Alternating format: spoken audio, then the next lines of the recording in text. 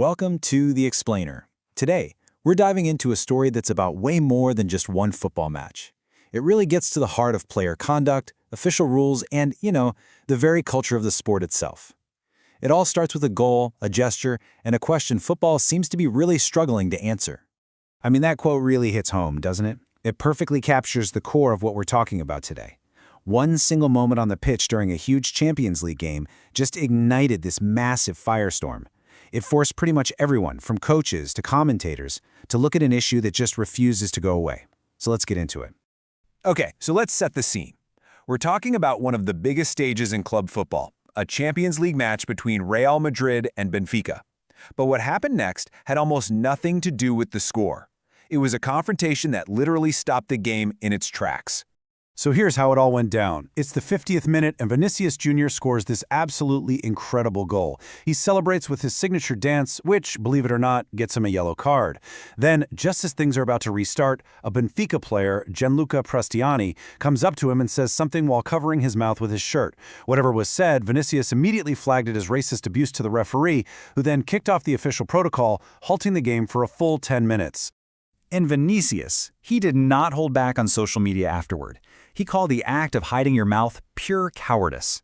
But he also slammed the official response, calling it a poorly executed protocol that served no purpose. And that right there tells you everything about his frustration, not just with the alleged abuse, but with the very system that's supposed to protect him.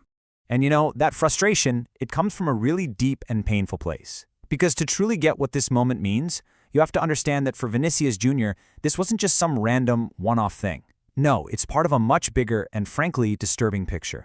20. Just let that number sink in. That's how many times Vinícius Jr. has allegedly been targeted with racist abuse since he joined Real Madrid, 20 different times.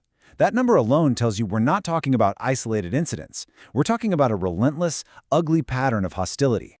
And we're not talking about small stuff here. I mean, this is some seriously dark, disturbing behavior. We're talking about a mannequin wearing his jersey being hung from a bridge, fans making monkey noises and racist chants. It's a shocking, awful history of abuse that's even led to actual criminal convictions, like that case in Valencia. He's become this global symbol of resistance. But man, it's come at a huge personal cost. So after that Benfica incident, the whole conversation just exploded. But here's the crazy part.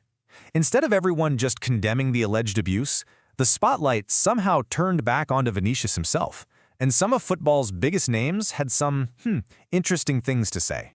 So let's start with Benfica's coach at the time, José Mourinho.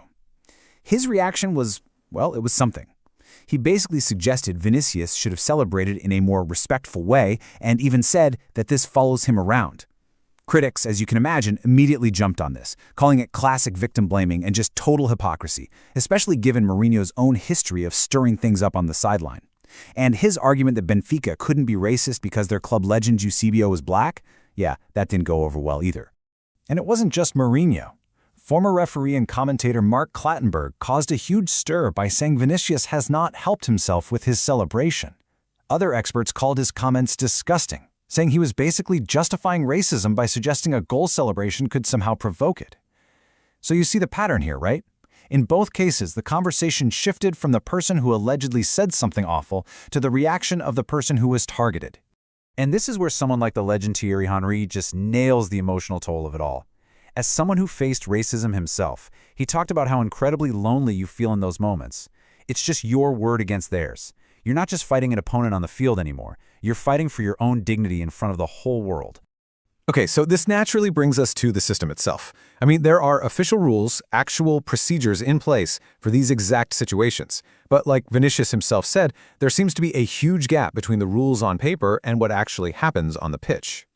All right, let's break down how this is supposed to work. It's called the UEFA 3-step protocol. Step 1, the referee stops the match. Step 2, they start an investigation using VAR and audio, while a warning gets announced over the stadium speakers.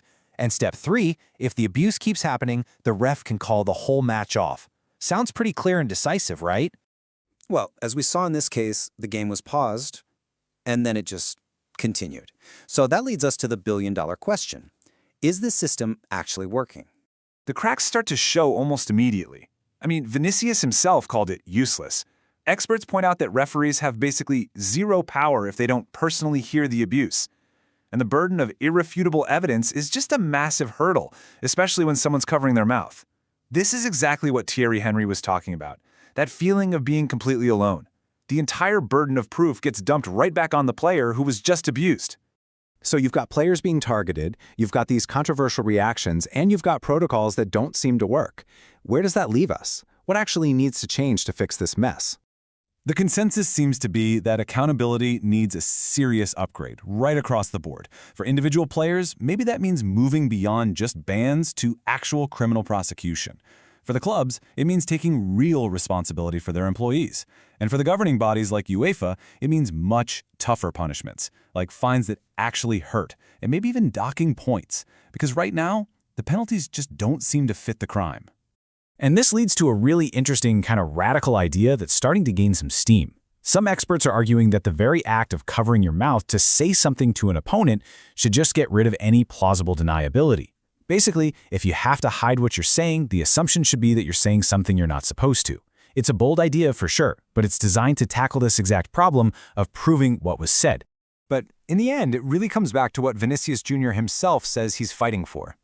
After those fans who abused him in Valencia were convicted, a historic moment, he released this incredibly powerful statement.